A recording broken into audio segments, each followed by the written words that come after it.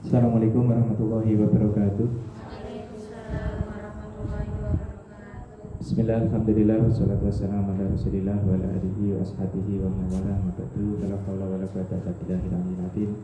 Rabbi shrah li sadri wa yassir li amri wahlul 'uqdatam min lisani yafqahu qawli. Hari ini ngaji kita temanya tafsir Umar bin Khattab. Jadi selama ini kita itu hanya melihat tafsir itu seolah-olah ya punya bentuk fisik, nah punya bentuk kitab begitu, seolah-olah kayak gitu. Jarang orang yang memotret tafsir-tafsir yang dirangkai atau dicetuskan oleh para sahabat gitu.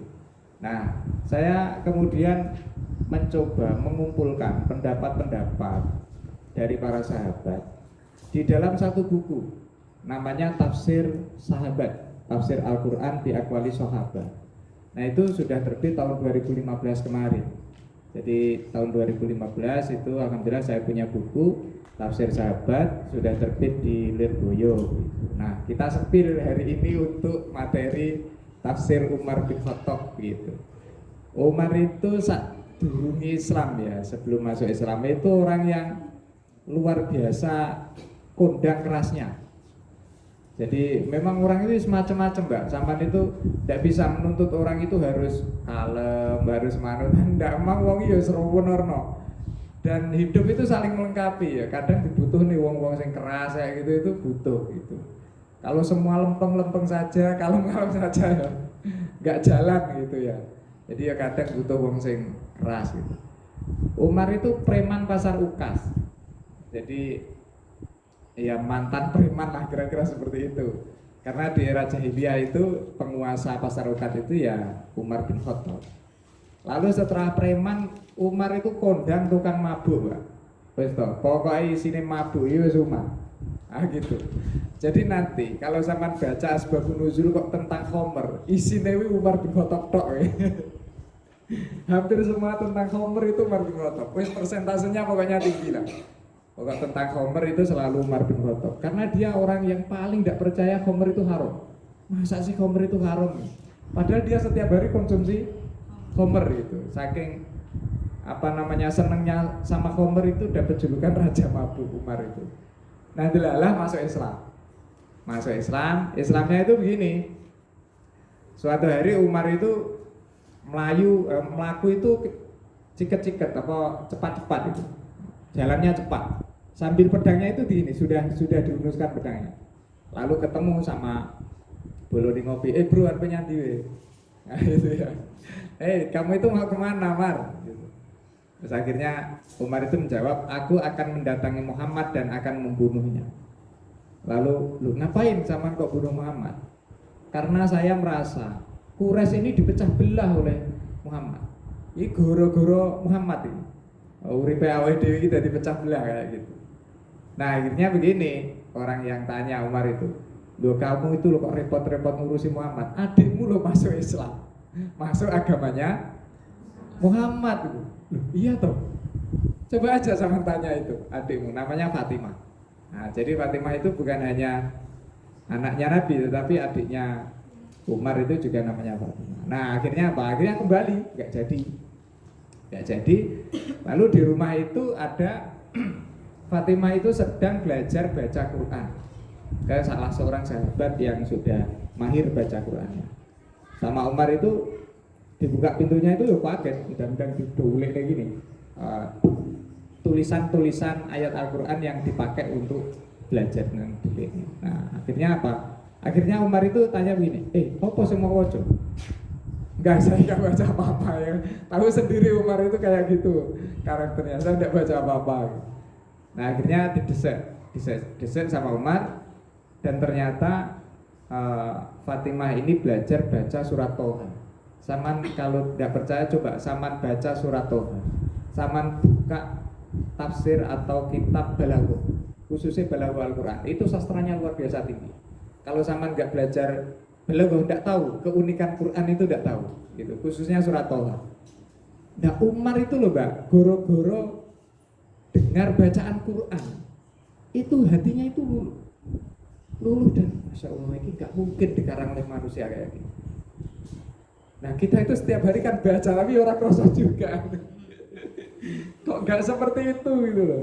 Karena kita nggak tahu sastra, standar sastra yang baik, yang tinggi itu kita nggak tahu dan nggak tahu maknanya, makanya berkali-kali dibaca bangga nggak kroso gitu ya, tetap nggak terasa. Nah Umar itu satu kali denger, ya Allah ini luar biasa ini kalimat di dalam surat Toha. Akhirnya dia mau mendatangi Muhammad, digandoli, lu ngapain zaman mau mendatangi Muhammad? Khawatirnya mau membunuh. Ternyata tidak mau mengikrarkan diri membaca saya gara-gara dengar surat Toha. Nah kita kan bolak-balik moco bahkan hafal ya nggak terasa juga gitu ya. Dimana uniknya Quran, dimana nilai sastranya Quran itu kita nggak terasa.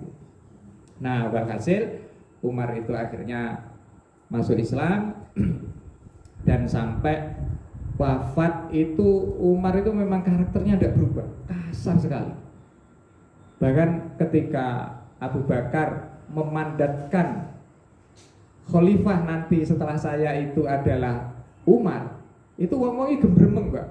Iki arep dadi opo negarane. Karena orang yang kodang kasarnya gitu. Tetapi sejarah Islam membuktikan bahwasannya ekspansi terluas itu pemerintahannya Umar bin Khattab.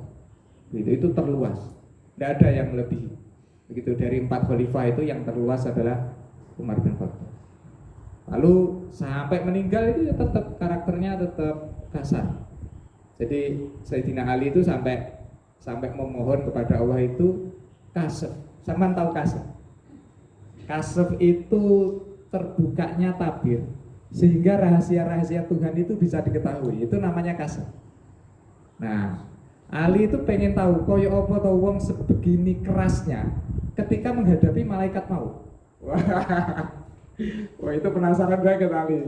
Nah akhirnya Ali itu dikasih kasef ketika Umar ditusuk oleh Abdurrahman bin Muljam kalau tidak salah itu dari belakang ketika sholat subuh itu pas sakaratul maut itu malaikat maut itu datang dan kemudian menjemput Umar. Ternyata Umar yang di sakaratul maut itu bisa berdialog dengan malaikat Israel. Nah ketika ditanya datang itu awakmu sapa? Aku harus jawab terus diseneni dhisik. Saya itu malaikat maut. Lah awakmu ora ngerti aku ki sapa? Jadi malah nantang dhisik. Lah awakmu ora ngerti aku ki sapa? Saya itu adalah sahabatnya kekasih Allah. Bukan kekasih Allah, saya itu sahabatnya kekasih Allah, yaitu sahabatnya Muhammad. Nah, akhirnya datang itu dengan cara yang halus. Saya itu sebenarnya juga ditugaskan oleh Allah untuk mencabut. Itu akhirnya dicabut. Nah, dia Umar wafat. Nah, di dalam sejarah Umar itu banyak tafsir-tafsir yang menarik. Begitu. Di dalam sejarah Umar. Yang pertama itu begini, orang Nasrani itu ketika memanggil sholat itu menggunakan lonceng, teng, teng, teng kayak gitu. Nah kemudian umat Yahudi itu pakai trompet. Kalau sampean pernah melihat YouTube itu kalau ada trompet kemudian orang berjalan itu berhenti, itu ya kayak kita dengar adzan, tapi kita kan bablas saja. Mirip itulah, itu berhenti orang Yahudi, berhenti ya sejenak untuk menghormati datangnya waktu ibadah lah, kira-kira seperti itu. Kalau kita waktu sholat. Nah Umar itu pengennya begini, wahai Rasul, kalau orang Nasrani itu kan punya lonceng untuk menyerukan ibadah, orang Yahudi itu punya trompet. Nah terus kita punya apa? Begitu. Nabi itu bingung juga ditanya kayak gitu. Kalau orang Jawa kan enak, gawe beduk. Duk. Itu untuk memanggil bagi orang Jawa ya, kentongan, beduk kayak gitu. Lalu Nabi itu karena bingung, terus Umar itu mengusulkan begini, gimana kalau kita itu meneriakkan takbir Allahu Akbar, Allahu Akbar kayak gitu. Tidak berselang lama turun ayat idza nudiya min yaumil jum'ati fas'au ila dzikrillahi wa darul baik. Nah itu seruan adzan itu usulnya Umar. Begitu, Gusti Allah itu dalam hal ini lebih cocok pendapatnya Umar daripada Nabi loading, ya orang jawab-jawab. Nah gitu, akhirnya malaikat Israel Malaikat Jibril itu turun menurunkan wahyu tentang adzan dan bagaimana caranya adzan. Begitu. Itu idza nudiya min yaumil jum'ati fas'au ila dzikrillahi wa dzarul bai'. Itu surah Al-Jum'ah ya. Lalu kemudian yang kedua itu ketika perang Badar. Perang Badar itu sebenarnya Mbak, bukan keinginan umat Islam gitu. Jadi mohon maaf ini kalau agak jelek ya. Nabi itu ceritanya dengar kalau orang-orang dari Quraisy itu sedang mau berdagang ke Syam. Dan dagangannya itu kisaran 5.000 dirham. Saya pernah menghitung 5.000 dirham atau berapa. Saya pernah menghitung itu ketemunya sekitar 11 miliar dagangan yang dibawa oleh Abu Sufyan. Lalu Nabi itu memerintahkan ya kalau bahasa kasarnya ya ngerampok sih. Mohon maaf ya kalau ini kurang berkenan ya. Mungkin bahasanya kayak gitu. Nyegat. Bahasanya itu nyegat. Nyegat itu yang menghadang di jalan itu. Masa dihadang tok menengahi kan nggak mungkin. Ya tujuannya itu mengambil harta yang dibawa oleh Abu Sufyan dan kawan-kawan itu dan nominalnya besar sekali. Begitu. Nah, karena apa? Karena umat Islam ketika hijrah ke Madinah itu harta bendanya itu direlakan dijarah oleh mereka. Masa rumah dibawa kan nggak bisa, bangunan. Nah, masa sawahnya dibawa kan nggak bisa. Masa untanya semua dibawa, mungkin saja bisa, tetapi sulit. Begitu. Kalau kita sekarang kan enak, hartanya kemana-mana kan dibawa, kan ada m-banking. Nah gitu ya. Kalau dulu kan nggak ada BRI, nggak ada m-banking, jadi tidak bisa dibawa. Akhirnya diikhlaskan itu harta benda yang ada di Mekah. Jadi hijrah itu tidak sebatas pindah tempat, nggak sebatas itu, nggak sebatas zaman dari daerah kemudian ke Surabaya, tidak sesimpel itu hijrah itu. Hijrah itu merelakan harta bendanya di jalan. Nah, ada kesempatan orang-orang Quraisy berdagang ke Syam melewati Madinah. Gitu. Akhirnya cegat nih, suwen. Gitu. Nah, akhirnya dicegat. Dicegat itu delalah Abu Sufyan itu dengar kalau dia mau dihadang oleh umat Islam. Nah, akhirnya apa? Abu Sufyan itu melipir, Mbak, tidak lewat jalur besar, tidak lewat jalur Ahmad Yani tapi Gang Dosen. Lewat jalur kecil ya. Lewat jalur yang kecil itu supaya gak kelihatan itu. Akhirnya benar, umat Islam itu kecelek. Apa bahasa Indonesia yang kecil? Ketipu ya. Pokoknya akhirnya nggak ketemu itu, nggak ketemu. Terus akhirnya Abu Sufyan bisa berdagang ke Syam dan baliknya umat Islam sudah menyiapkan di banyak titik, di pos-pos, di sini ada, situ ada, semuanya ada. Nah, Abu Sufyan akhirnya mengirimkan surat ke orang-orang Quraisy melalui salah seorang yang diselipkan di baju, ada yang mengatakan di mana itu di rambut untuk dikirimkan. Isinya begini, wahai Quraisy, sesungguhnya harta bendamu dalam bahaya. Kalau saya sampai tertangkap, wassalam. Kayak gitu. Nah, akhirnya Quraisy itu semua mengirimkan pasukan-pasukan terbaiknya demi untuk mengamankan aset yang dibawa oleh Abu Sufyan. Nah, akhirnya apa? Abu Sufyan selain mengirimkan itu, Abu Sufyan itu juga punya cara sendiri untuk melarikan diri. Dia lewat JLS. JLS itu jalur lintas selatan.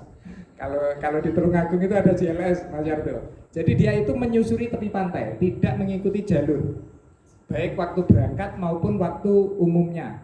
Jalur yang besar, dia melewati jalur pantai. Alhamdulillah, Abu Sufyan itu nyampe rumah.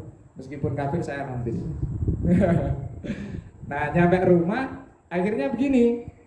Akhirnya umat Islam itu bukannya mendapatkan harta yang dibawa Abu Sufyan, tetapi malah berhadapan dengan para pasukan perangnya Quraisy. Jadi mereka sudah berhadapan-hadapan di Badar itu. Ternyata yang bawa harta benda sudah nyampe rumah. Nah, disitulah kemudian orang kafir itu bimbang, loh, ngapain kita perang? Kan tujuannya mengamankan harta benda itu. Nah, disitulah orang kafir itu meskipun jumlahnya besar, dia itu nggak maksimal di dalam mau berperang itu juga nggak maksimal. Toh bondone wis nek omah gitu.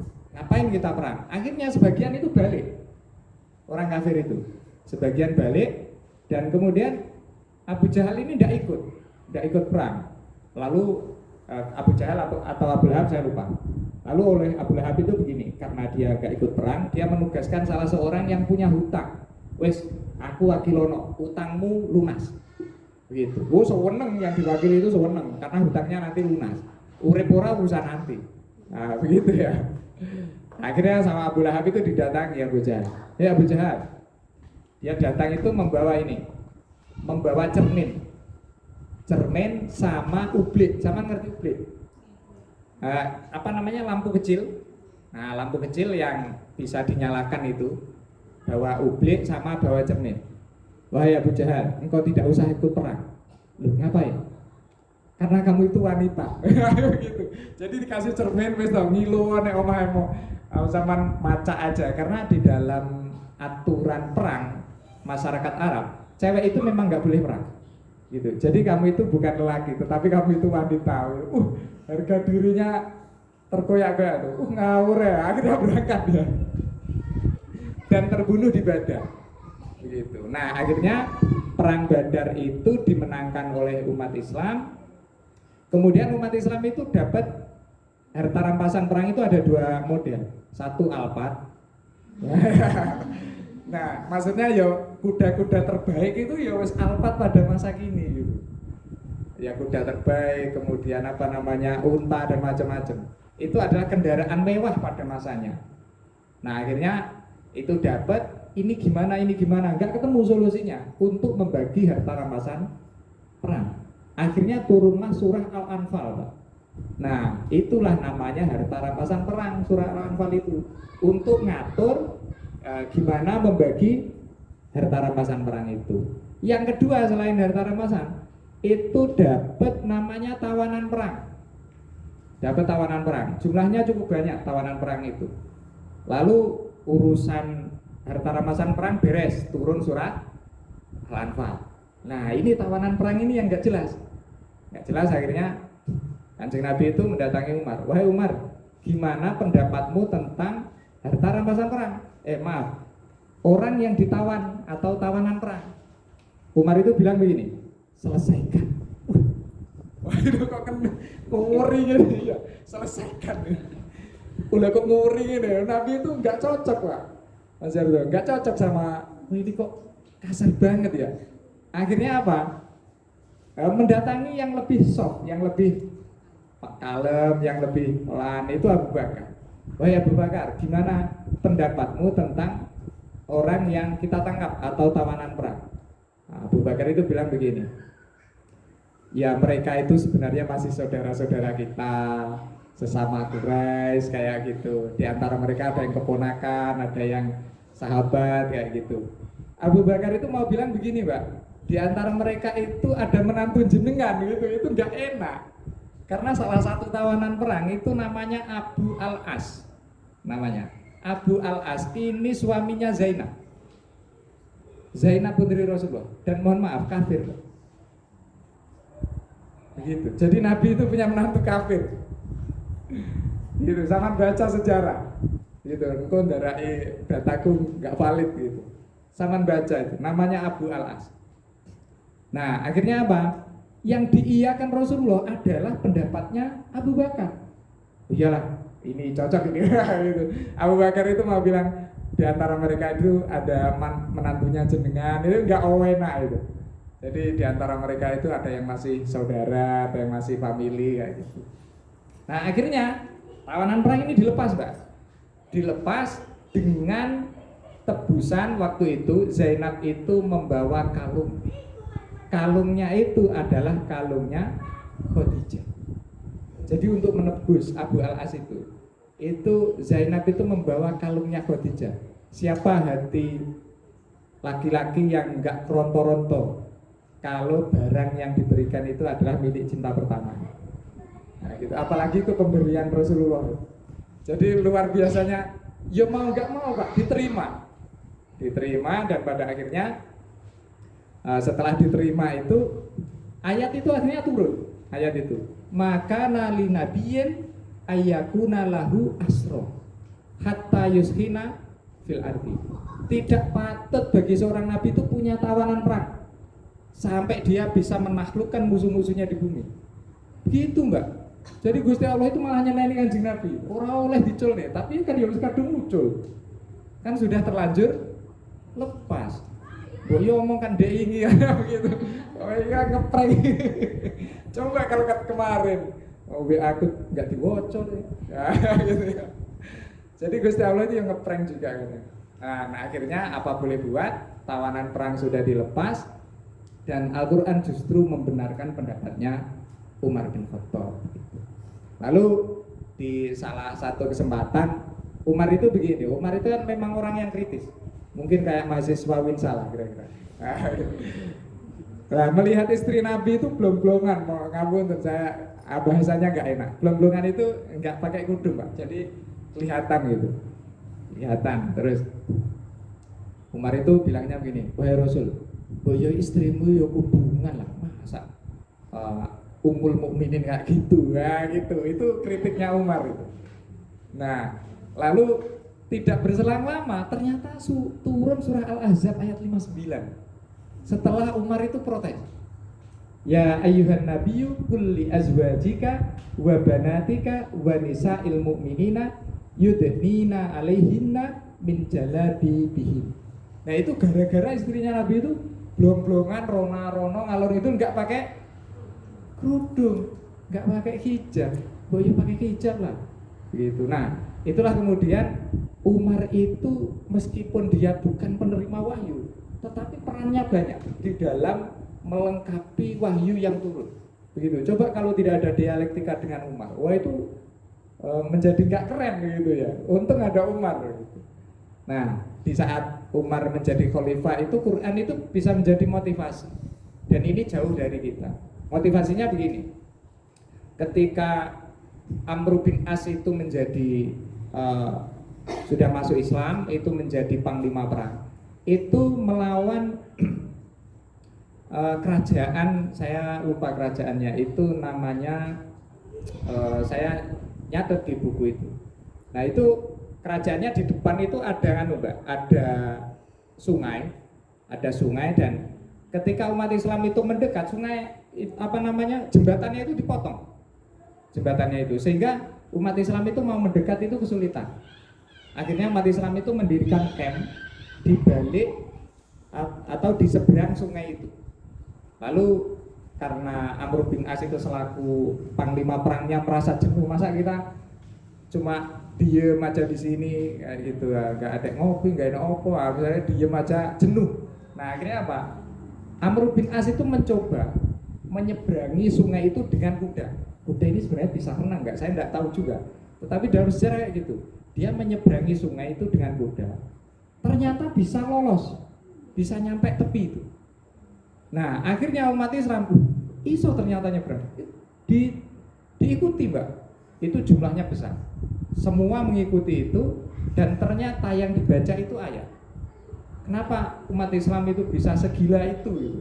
Padahal orang lain tidak ada yang berani melakukan senekat itu. Ternyata powernya itu di ayat. Ketika mereka menyeberang itu membaca kam min fi'atin qalilatin ghalabat fi'atan katsiratan bi'nillah. Berapa banyak jumlah yang kecil bisa mengalahkan jumlah yang besar dengan izin Allah. Mereka akhirnya menyeberang dan mampu menaklukkan kerajaan itu dan rajanya akhirnya tunduk di bawah pemerintahan Umar bin Khattab. Itulah salah satu cerita sedikit bagaimana Quran itu memotivasi dan mewarnai kehidupan di era awal Islam, khususnya di eranya Umar bin Khattab. Untuk pertemuan yang akan datang kita akan mengkaji bisa Aisyah binti Abu Bakar, bisa tafsir Abu Bakar maupun tafsir Utsman bin Affan dan tafsir-tafsir yang lain atau tematik-tematik yang lain. Sekian, ihdinas siratal mustaqim. Assalamualaikum warahmatullahi wabarakatuh. Waalaikumsalam.